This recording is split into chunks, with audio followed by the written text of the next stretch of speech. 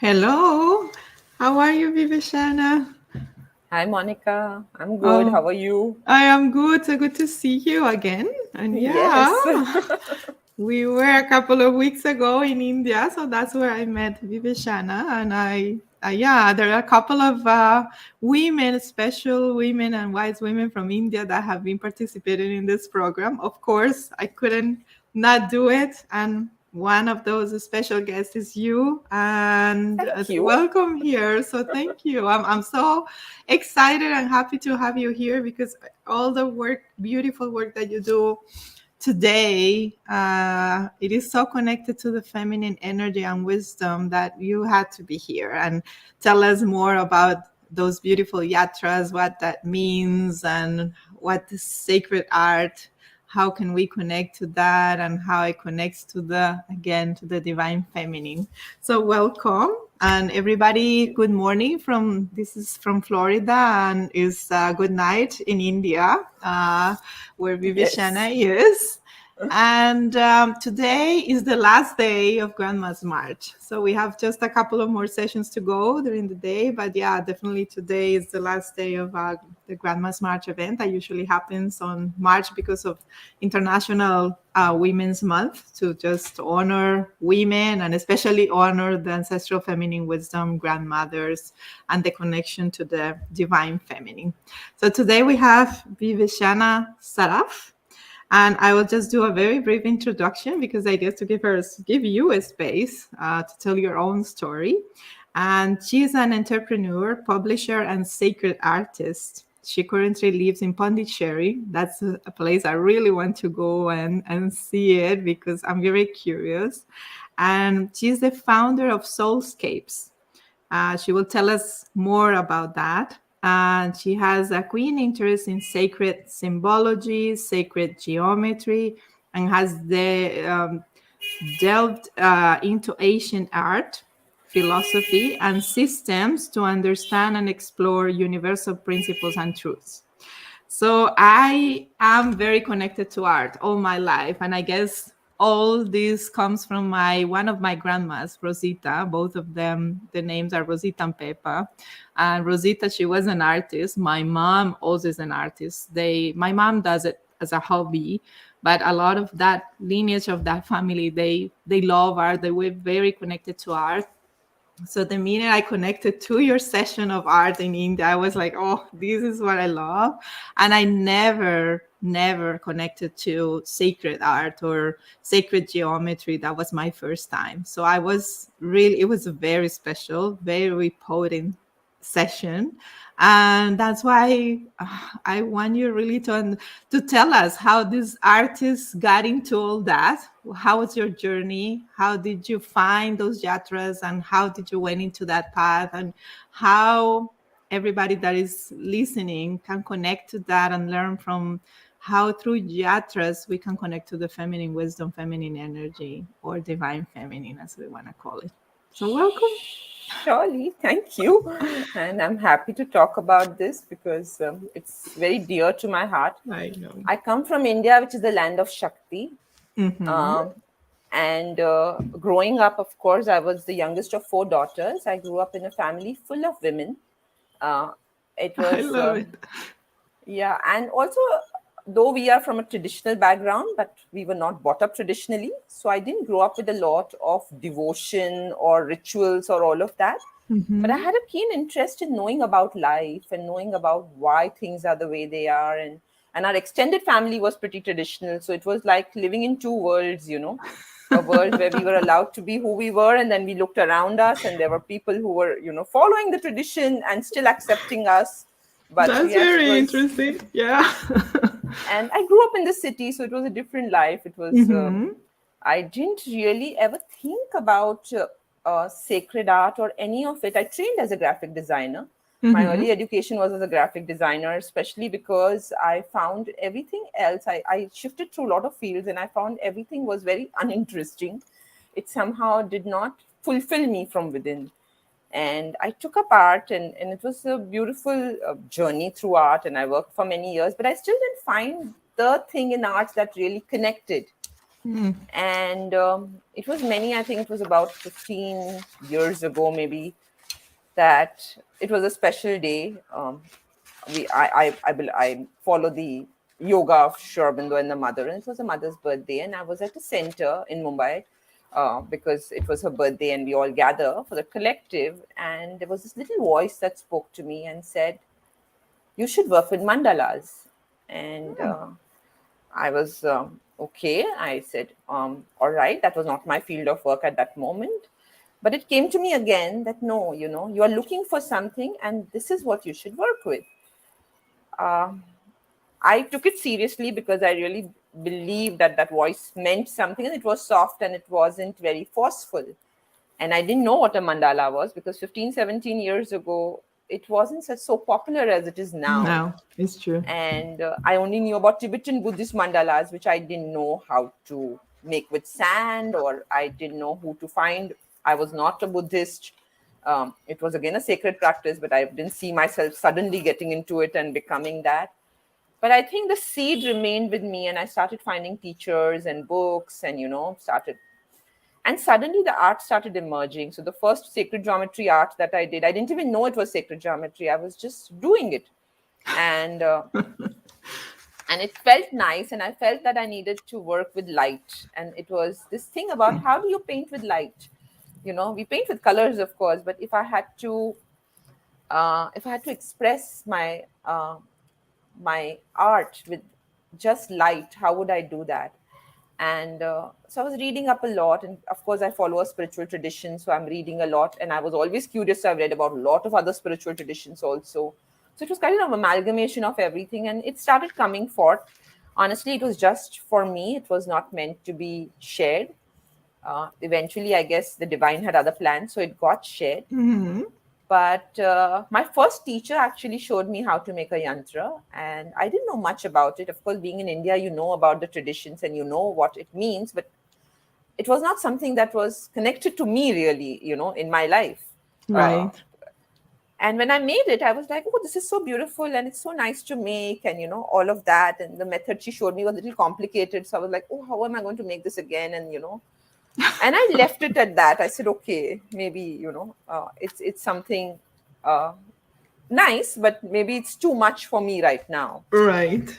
But years later, actually, I shifted. I started moving. I moved. I was coming and going to Pondicherry at that point, and I was visiting my mentor, and he had this book on his table, and it was a red color book, and it said 10 great cosmic powers, and it was a simple looking book with just one image on top. And I asked him, I said, what is this book? And he said, yeah, it is about the goddesses. So I said, okay, but of course he didn't lend it to me, and but it remained with me. I don't know why. There was nothing about that book really that was so special to look at.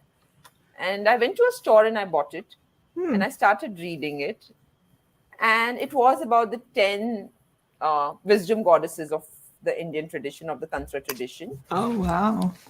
And it was a beautiful book, and it described the goddesses. I mean, it was a beautiful writing. I won't say it was produced very well, the book. It was a very simple black and white with no pictures really. Got it. I thought you had pictures and everything, like No, attracted you as no, an no. artist. Okay, But it was the stories of the the goddesses. writing was really beautiful. The writing, the what, Wow. and it opened me up because it was a new world. It was a new world of Yeah, how yeah. You Shakti didn't could grow be up with approached. that. Yes, Yeah, yeah. I didn't grow up with that. I didn't know about it. I knew about Right, there Shakti, you but go. Yeah. around me, I didn't see women being celebrated, really speaking.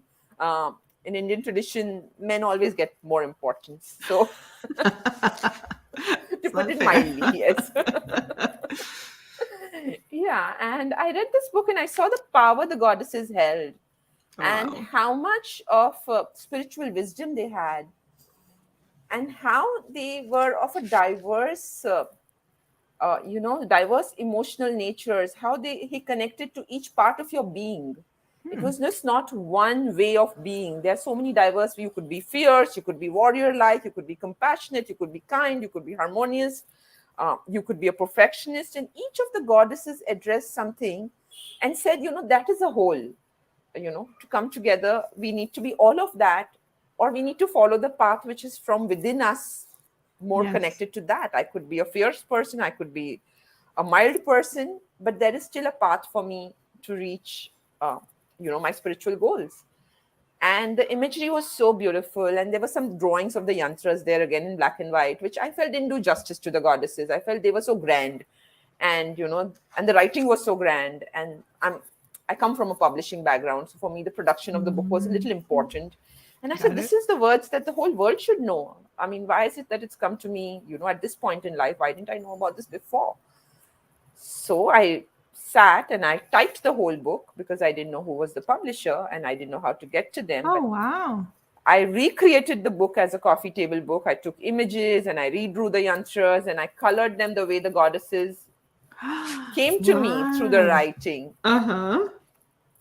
And yeah, and you didn't even have scan text then. So I was typing all day because it also brought the text inside of me. Just the act of rewriting the entire text from the book brought them alive to me. And it was a passion that I suddenly had for, of bringing these goddesses to life because they were already so alive to me.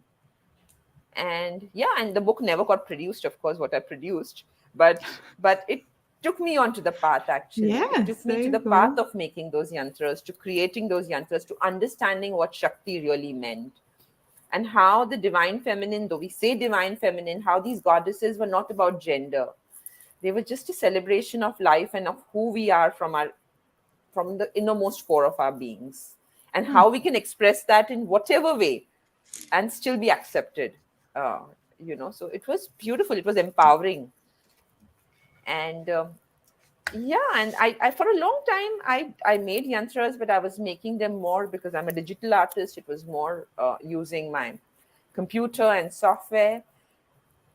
But I think slowly it started coming to me that, in ancient times they didn't have all of this. They didn't have all these equipments. And if you look at temples in Right. India, and you look at the grand architecture, and you look at the perfection of the yantra, you wonder, how did they make these?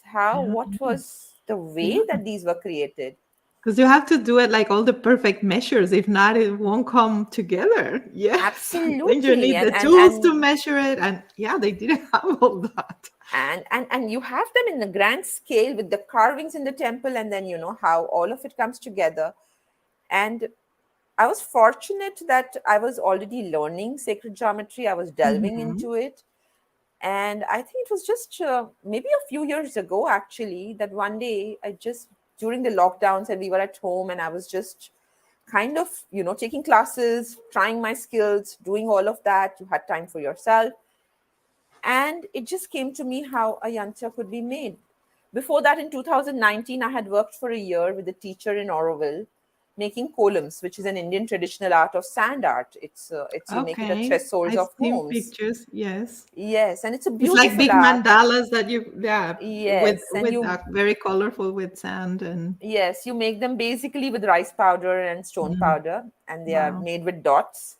And Okay. women make them outside the house, especially in South India, where I am. Every Yeah. morning, a woman makes it outside her house, and it's supposed to be a protective symbol Oh, wow. from not letting bad energies enter the house. And my teacher really had delved a lot into it, and we practiced a lot together for a year.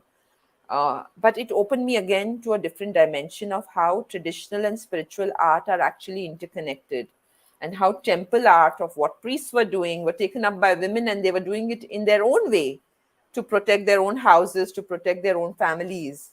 Hmm. Because again, in India, not women are not so much in the temples doing the rituals. It's Right. They're always the at men. home. Yes, it's true. Yes. Wow. And how they beautifully, without creating any kind of disharmony, picked up what the whole philosophy was, and used it for their own homes and for their own families. Hmm. uh, and it kind of blended it, into the entire structure of society. And then the yantra drawing started coming alive to me, and I started making them on paper, and I discovered the way that it could have been done maybe in ancient times. I really don't know because I don't have anybody telling me that's the way it was done. But I also know in ancient times they used to use just a piece of string with chalk to do measurements. You put the Um, string at one point, and then you put the chalk powder, and then you release it.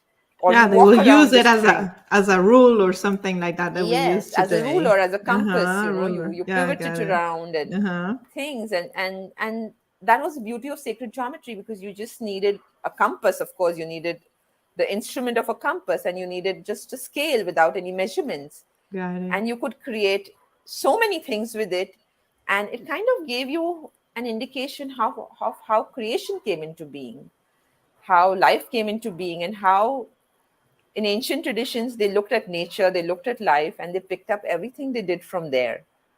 And that is, the Right. yantras were part of that. All kind I, of sacred art has been part of that, I of love this what you're observation. saying. And I want to ask you a question because I'm sure a lot of people that will be listening or this video, they probably don't even know what is sacred geometry or what is a yatra. So can you talk a little bit about Yes, that? Because surely, yeah, everything surely. in nature is made that way, and of course the inspiration comes from there. But yes, if Yes. you can talk a little bit about that. Sure. So I'll start with sacred geometry, really, Mm-hmm. because it's something that is as old as humankind. Yes. Before our philosophies and our traditions and our religions came into being, it was the way the universe is organized. It's the way how things are planned. So we think we live in a random universe. When you look at nature or flowers, or you look at the cycles, you feel okay, it happens. Mm. But if you go really deep into it, you see there is a plan, there is a grand design in everything, and there is this energy that we are part of. Creation has actually very consciously planned itself. It is built itself consciously. And when you go slowly, now if you go from the atoms to the solar systems, you see there is the same principle that guides all of it, or a flower opening. So you have number sequences like the Fibonacci sequence, you have the Mm-hmm. golden spiral, but there are so many. There are the root numbers. So you go into the numbers, and then you realize that all the cycles of life have a certain meaning. And sacred geometry is just a study of proportion, the study of how things are built and how nature organizes itself and its principles, which are replicating in everything. So it's the microcosm, the macrocosm, and we are all one. So for me, it was also the interconnectedness of all life, Of how everything. from our cells to the planets to the galaxies, we are actually of the same pattern. So it's also the study of patterns. It's so And beautiful. The more you realize that, it's like, wow, how magic is this universe? Because sometimes we take it for granted. Oh, just a flower is just a something. But when you realize there is a pattern, there is something that is more sacred there. There is this way of designing everything that is around us that turns us into, wow, it is such a beautiful thing and how we're all connected and made of the same thing. Yeah. yes, and when we have the divine proportion in us, and that is also the There study of you those go. Yes, proportions, because it's true. they are Mm-hmm. part of everything. Mm-hmm. And they are part of the smallest and the largest things. And I think that was the study that really fascinated me. And then when you look I at get it. ancient traditions, you know that is how they build their monuments. That is how they knew where the sun is going to set, where the rays of light are going to enter, how a temple architecture has to be oriented, so that it actually faces a direction that is most conducive to it, how they find the ley Mm-hmm. lines, how they find the sacred points. Now, if we come to yantras, yantras are part of the Tantra tradition in India, and they are basically their literal meaning. It's a Sanskrit word, but the literal meaning of it is in English is an instrument.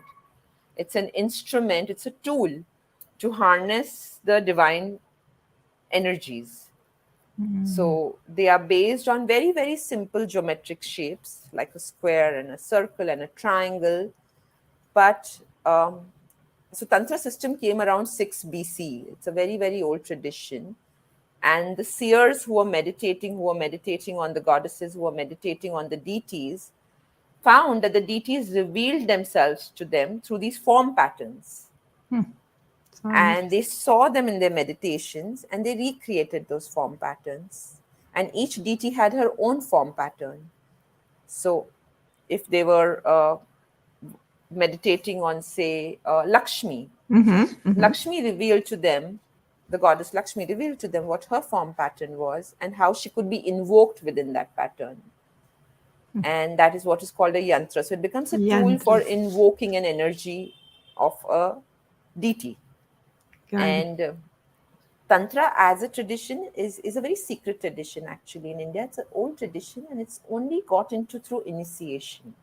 Mm. So you need a master, you need a guru. It's a long spiritual practice of lifetimes and years and decades. For me, when I got into it, and I've been having a keen interest in learning about Tantra, but I was not initiated into it. But at a time like this, I feel all the spiritual practice have been opened up because as human beings, we are evolving and Mm-hmm. we are learning how to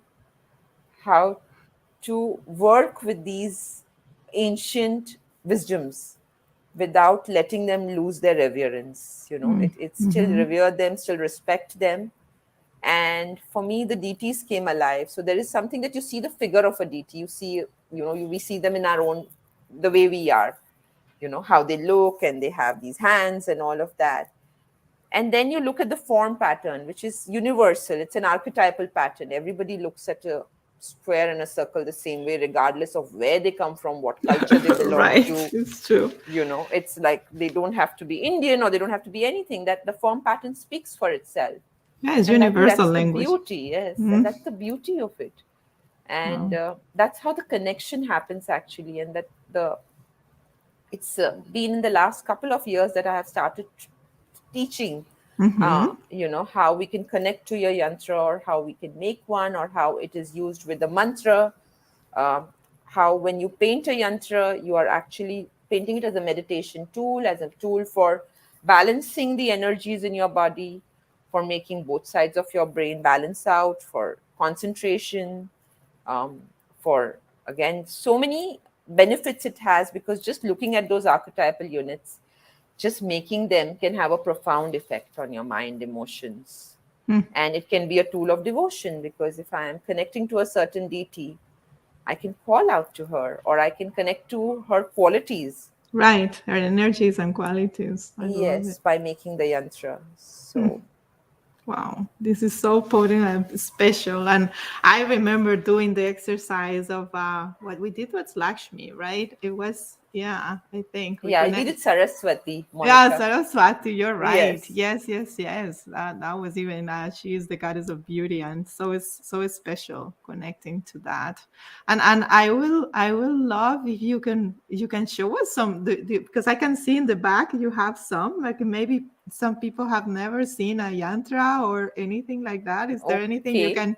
you have there to Can I just show pick it us? up from the back and show Yeah, it to them? sure. Yeah. Whatever you feel like. If you have Sure, sure, something, sure. yeah, because that would be beautiful if you can show us a little bit. And I'm very So visual. I'm basically, sure others too. There you go. Yeah. yeah, so this is a yantra. This is a Mm-hmm. yantra of Durga, Okay. goddess Durga. And as you can see, it has this square around it. It Mm-hmm. has those are the gates from which the deity enters. So it's called the bhupur. Then you have the petals. They're the lotus petals, because lotus petals have a lot of significance in Indian tradition. Then Yes. you have the three circles, the three rings, and then you have these justification of four triangles, three going upward and one going downward, which gives you nine triangles, which is also known as the nine powers of Durga. So each part of a yantra has a meaning. It has a special significance of what she is actually, what her qualities are, what she signifies. So yes, this is, and we just finished actually the 9 day festival of Durga yesterday, which is called the Yes. Navratra. Uh-huh. And yes, so this is who we were celebrating really for 9 days in her nine forms. Oh, okay. So that is the Navratri. Is the nine forms of Durga? Yes, it's the nine form of Durgas, Oh. and how she removes all the obstacles in our lives and kills the Mm-hmm. demons, which are also our inner demons, and paves the path for us. That's beautiful. What kind of practices do you do during these nine days? Yantras can be S- one of those, like to connect yes, so the basically, divine. people in India, they fast. Yes. They kind of do practices of doing japas, meditations, Mm-hmm. worships of certain kinds, ritualistic worships. They listen to the goddess stories. There are Okay. scriptures on the goddess which you can listen to, the stories of the goddess, of how she vanquished demons. Demons, and each of the demons has a symbolic meaning which can connect to our inner being. Uh, Wow. and so all Indian stories are basically symbolic. They They are are very symbolic to much. spiritual truths that we can find for ourselves, and that is, it's a lesson for how to overcome any kind of obstacle or negativity in your life and to be beyond it. Hmm. So, Beautiful. yes, and there are actually four such Navratras that come in a year. Oh, really? So, yeah, Okay. so Uh-huh. the most famous ones are the ones which is now, and Yeah. there is one that comes in October or September. So, it's the Mm-hmm. 9 nights actually starting from a new moon, Okay. and because the lunar calendar is what we follow here. Yeah. So it starts from the new moon and for 9 nights. And we ended yesterday with the birth of Ram. So this Navratra is about the birth of Ram also. Got And it. we end with that. Mm. Oh, beautiful. I love how there are so many rituals and, worshiping to the divine feminine in India. That is so beautiful. There is so much. Well, that's the reason I was there also learning a lot about this. Yes. And yes, there is a lot to learn. So going back to the yantras, what about the colors? I remember you mentioned something when you give us the session. And does each of them has a particular color, and how does it work? So mostly yantras actually in ancient times, especially the ones who are being used for ritual worship, used Mm-hmm. by the people who are being initiated in the tantra path, who are following it as a full-time spiritual discipline under their guru. These yantras are usually actually etched on copper or gold or silver. Yes, I They are not remember that. colored. Okay, okay. Yeah. So It's they are just the basically shape, the like, forms. yes, they're embossed and then they are used for ritual.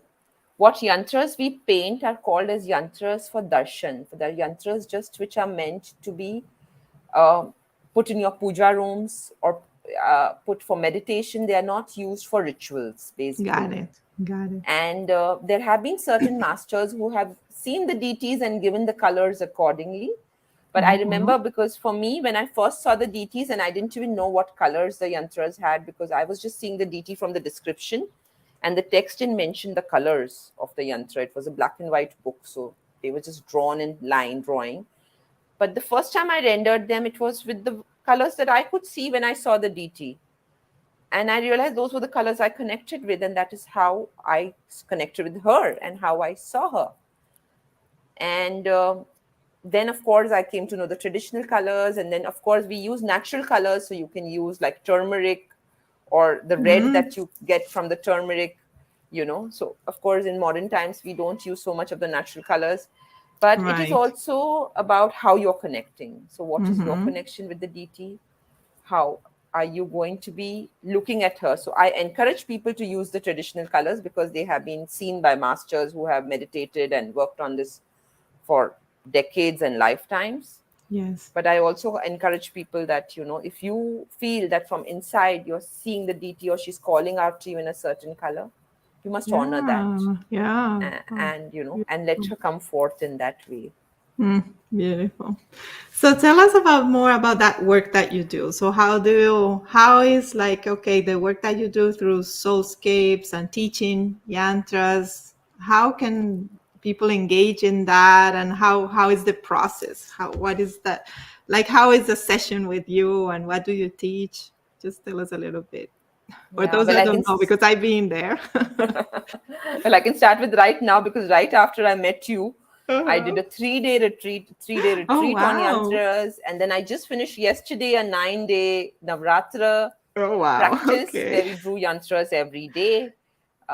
For me, it's basically the connection with the goddess that we get into. So every day during the last 9 days, we connected with one goddess. Uh-huh. So there are, in the Indian tradition, there are many goddesses. We took up the 10 goddesses of the 10 great cosmic powers, the book that I first read, and they are the most primordial goddesses. And we connected with the energy of each. And then there is a guidance. I guide them through the process using sacred geometry, using just your pencil and a straight edge and a compass. You kind of see her come forth. You kind of see how creation comes forth, actually. Drawing sacred geometry does that, because you can actually see how from from that one point that you put the compass into your It's true. paper, how the Mm, entire process comes through. mm. And it's always in a yantra, you see that I'm just going to show it once, that Yes. there is a dot at the center, which is called the bindu, Mm-hmm. and that is from where everything manifests. That is where the deity resides. So we start from that dot, and our journey ends on that dot, in the Oh, center, goes where the back to deity is that. actually where the deity actually resides. So you see that creation, wherever it spring forth, it also dissolves into the same. And I think modern science is talking about it right now, Mm-hmm. uh, with how we have come forth and how universes dissolve. So Mm. yeah, ancient wisdom had a lot that we have forgotten actually, and for me it's It's just a true. revisit to it.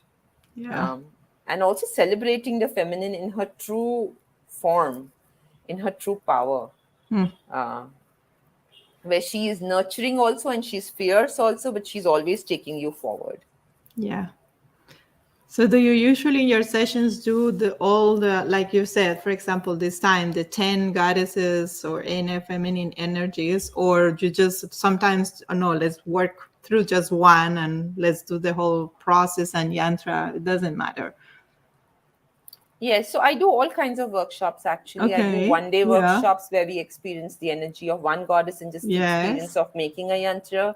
Recently, we did a retreat where we got more into the system of Tantra, about sacred architecture, Hmm. about Okay. how the sacred architecture is related to the yantra practice, how there are certain rituals that the purification practices that happen when you want to get into a spiritual discipline, and how they're connected to the yantra. So we did a 3 day practice. We practiced a ritual in the end of how we could energize our yantras, and how we could actually take that practice into our everyday lives.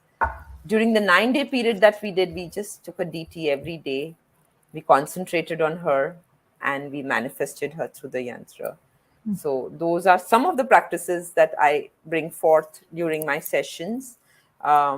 I'm also looking at tradition in a very modern way, I would say, in a way that we can connect to it as we are today. So sometimes there is a lot of fear with certain goddesses. People feel we cannot touch them, they are too fierce, Yeah. or what if I do it wrong? And I think one of the things that I have learned through my years of being part of a tradition, of being part of the ashram, or being part of the yoga that I practice, Mm-hmm. is that every deity is always leading you forward to something good. Mm. Sometimes it's not pleasant, but they're not being unpleasant to you. They're helping you sometimes to break your resistances, to break Mm. something that in you is resisting to go forward. But they're always benefic, and you have to always approach them with that. uh, the universe is very, very forgiving and very caring to us. It's not out to get us in Ah, that it's sense. true. Yeah, I believe the same. Yes. Yeah, it's as you want to see it, but I believe the same. Yes, it's Yes, true. because Yeah. a lot of traditional practice is also about fear.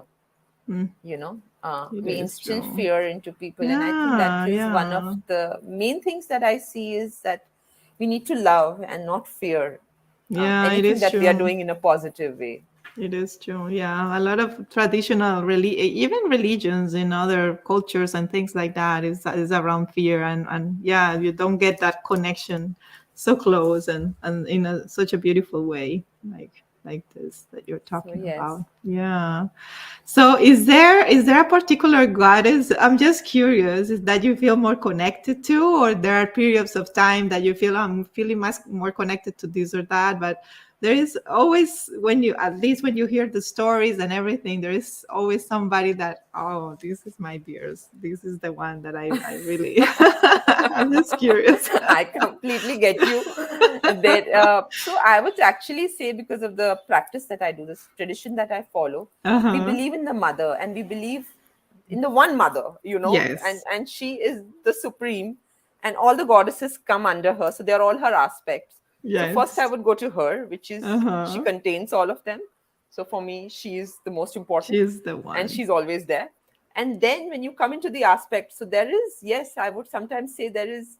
I have my whole practice, I think, since I started doing art and since childhood, has been towards beauty and harmony. It's Mm-hmm. always been about how we can express beauty in everyday lives, in our connections, in the way we live, in the way we interact, in our emotions, in our mind, in form. I worked a lot with the products and spaces. So for me, Lakshmi then comes very much into the play because she is the goddess of beauty and form and of abundance. How do you Yes. you, you live with that? And then there's of course Saraswati, who is about perfection and details, and Mm-hmm. about arts and crafts. So yeah, so the connections keep changing, actually. But yeah, I would Right. say Lakshmi and Saraswati have been very close to what I do. Yeah, that's interesting because I felt very connected when I heard about them. What is the meaning? I think both of them are the ones that I feel the most connected because the connection of beauty and art, definitely. So yeah, that's very interesting how you feel connected because there is other people that feel directly connected to Kali, which is yeah, she's more powerful and it Yes. is another energy which is beautiful, but yeah, is Yeah. completely different. Yeah, that's It's so also, I think, interesting. temperamentally, some people are suited to Kali because they have that Yeah, thing they in have them to, that. There you go. That the they feel like, okay, yeah, I have that thing I have inside that of me. drive in me and I have that energy in me to, Right, completely right. break through all obstacles that come my way. And, It's true. it's that kind of an very It's beautiful yeah, energy it to is manifest. beautiful. Yes, it's true. Yeah. It's true. Yeah, but And I think it's all the goddesses have something special to offer oh, to they us. Yeah. do. Yeah. And I love it because it's like almost you can play with those, like with them, you know. It's like, okay, maybe this month I'm gonna be around this energy and about, I don't know, let's say Kali, if I want something like, okay, I need to make decisions, I need to take a step forward in life or something like that. Why not? Let's play around her and let's get that energy inside because at Yeah, the I end mean, that's yeah, the the thing. I connection makes love a it. lot of difference because Mm. they do send out the messages, and when we are connecting with them deeply, we actually understand what their essence is, and how Yes, that there essence is you also go. part The of us. senses. Yes. Yeah, that all of them are inside of us. And yeah, Yes. yeah, we can touch that piece. I love it. Yes. Oh, I love this. It's like I really want to, and I do. I really want to learn more. It's like this is something even personal. I want to show to everybody, but I really am very interested in learning more about sacred geometry and yantras because of the connection to art, and definitely because I through that process, the way you can meditate and connect to the feminine energy is so beautiful. And I have just a curiosity. In all of these yantras, I can see there are petals. Uh, Yes. what is the connection with flowers there? Or is just because of the sacred geometry, or there is something more around? No, the petals are basically lotus petals, so it's always Okay, the all of, lotus that yes. Okay. you're depicting. Again, the Mm-hmm. lotus in India is a very it's part of our spiritual tradition. So the lotus is Okay. something that grows in mud, and it looks to the light and it opens up to the light, and it's symbolic of our being. Of So if we look at the chakras, the seven energy centers of our body, each is like a lotus that is closed, and when the kundalini, or when it rises, it opens up those lotuses or those energy centers to help, to help us to liberate, to help us to actually evolve. And so Got it. even the petals of a lotus, how many, so each yantra has different amount of petals, so they can be symbolic of your inner being. So sometimes most yantras have 8 petals, so Mm-hmm. the 8 petals could be the 5 elements and the Okay. 3 parts of the mind, which is your mind, intellect, and ego. So as you Mm. enter a yantra, you are entering from the gross, from matter to the mind to your senses, and then you're slowly going to the subtler part. So it's also saying that when you're connecting, you're leaving the gross part or the material part and entering into the essence. And these are the things that you need to master. You need to master your senses, you need to master your mind, you need to master your ego, and that's what each petal represents. Oh, So wow. yeah, so the lotus has a very big significance in Indian Got tradition and it. art and So spirituality. yeah. inside the yantra, every single piece has a meaning on all this Yes. composition, and wow, yes, that is wow, that is so interesting. So, uh, what happened to that book that you started like back then? I'm just curious. Like, okay, what happened? Everything is started there, and is that book something that you still think about, or do you, I'm just curious. Just a Uh, question. Actually, that book has been so pivotal to my journey that I do have two copies of it, which I produced on my own, and of course, I don't have the copyrights to publish it. Yeah, right. Of course. But sometimes I feel that it's going to emerge in another form Yeah. because it has Yeah. been my journey with the goddesses. I have read many, many books ever since on them, on this whole practice. And I have experienced so many things through my own journey that I feel that book will come, but it will come in a Oh, different form now. got it. I love that. It's like that book and that story, yeah, keep like resonating with me. What about that book? It's like, okay, it cannot just sit there, but I'm sure it's gonna come in other ways, like you're Mm, saying. That is so beautiful. Yeah. yes, Because when she will something, sit. yes, there you go. Yeah, something that comes in such a powerful way to you, and you had to go and buy it, you had to read it, imagine. It's like you type it all, and it was a whole process. It's like, wow. And now I ask I'm myself, why really did I do impressed. it? Like, but I know it was so consuming at that point, and they still consume me in a different way now. But Right, I right. think, yes, it was needed. Oh, amazing.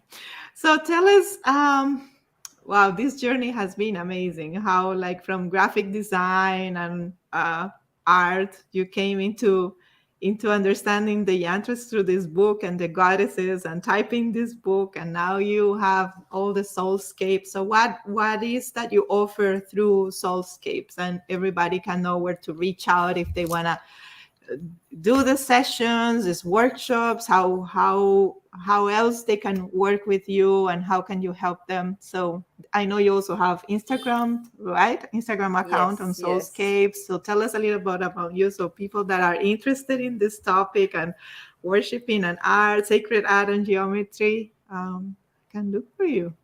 Sure. So I think Soulscapes was born about 15 years ago, Mm-hmm. and it was just something that came up because of what are the work that was coming up for me.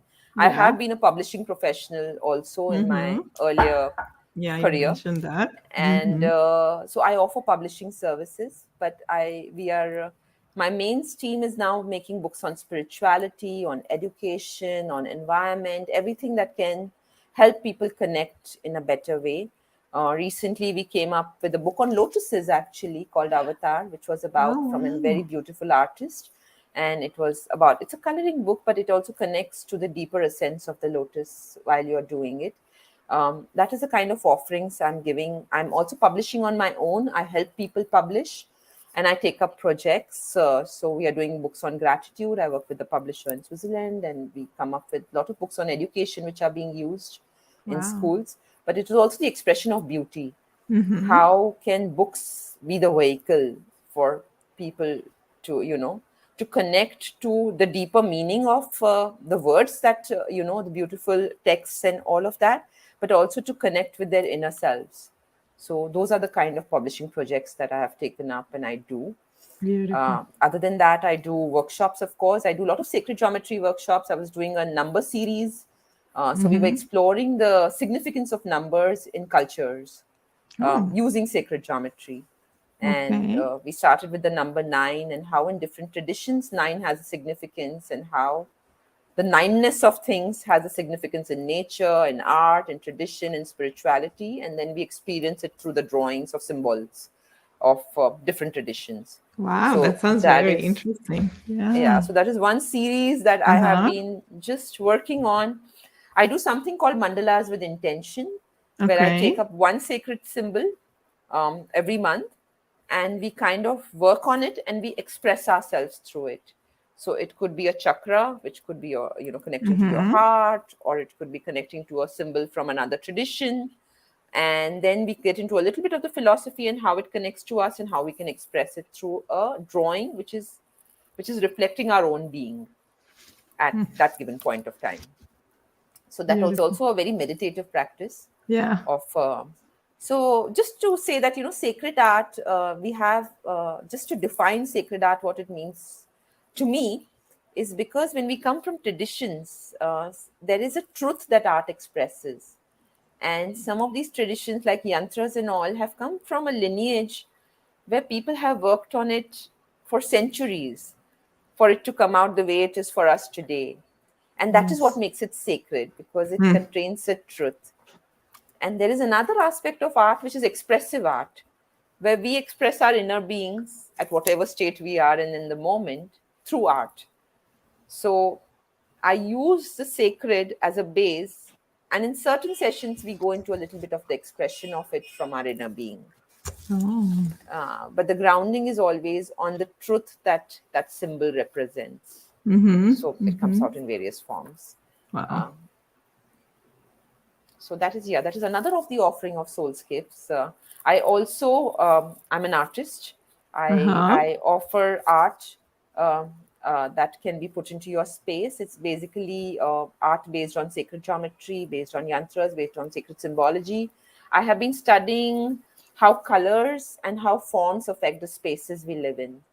So what Oh, we surround ourselves beautiful. with Okay. Uh-huh. is also having an effect on our being. Mm. And when we consciously surround ourselves with things which are harmonious energetically, so it's how you arrange your room, or if you put a flower in your room, or things Mm. like that. But even these sacred geometry pieces have an energetic value, and they do affect the environment we live in. So Yeah, that is I love it. something But that I it just offer. reminded me of this feng shui that also, right? Yeah, the feng shui tradition is Japanese that also brings that. It makes so much sense. It's so beautiful, like harmony and the colors and the things that you objects that you can, yeah, include in a Yeah. space.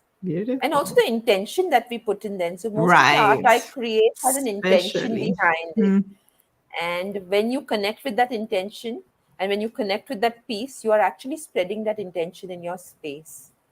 And we don't realize, as energetic vibrational beings, we are all the time interacting in the environment.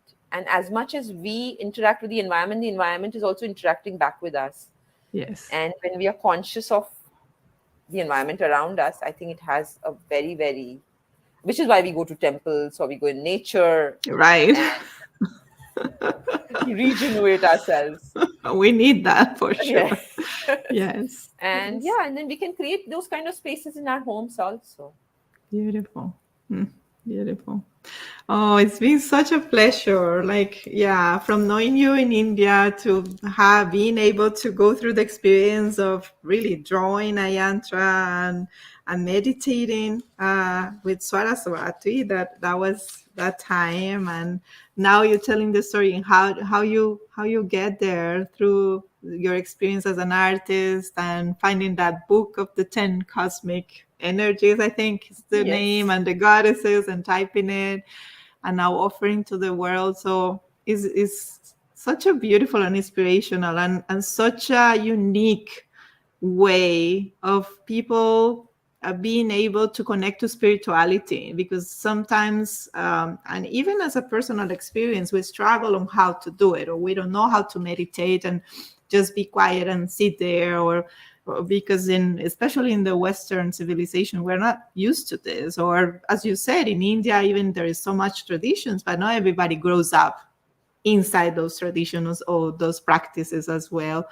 So this is such a beautiful way. Like art to start is a beautiful tool of expression and connection to the universe to express ourselves. But sacred art and geometry is a beautiful way to, as a ritual, to find that path to connect to the divine in a fun, beautiful, colorful way, and so deep. So I love it. Yeah.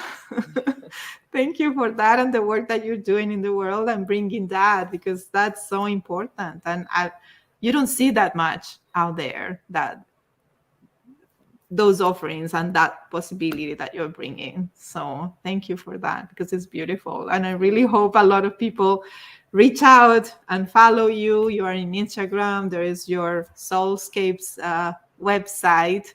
And thank you. And I really hope I can keep learning from you, because I am really interested in this topic and I love it.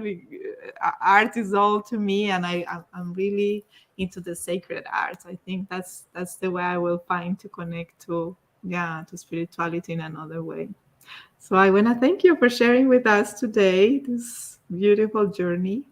Thank you. Thank you so much, Monica. Thank you for having me here, and thank you for having me share this work, because it is so special to me, and I hope that it benefits everybody. Oh, I know for sure. Okay, you have a good weekend. Good night for you in India, Yes. and rest of a amazing weekend for you. And goodbye, everybody. And thank you for connecting with us. Thank Stay you. Thank you. tuned. Namaste. Thank you. Namaste. Thank you. Bye. Bye.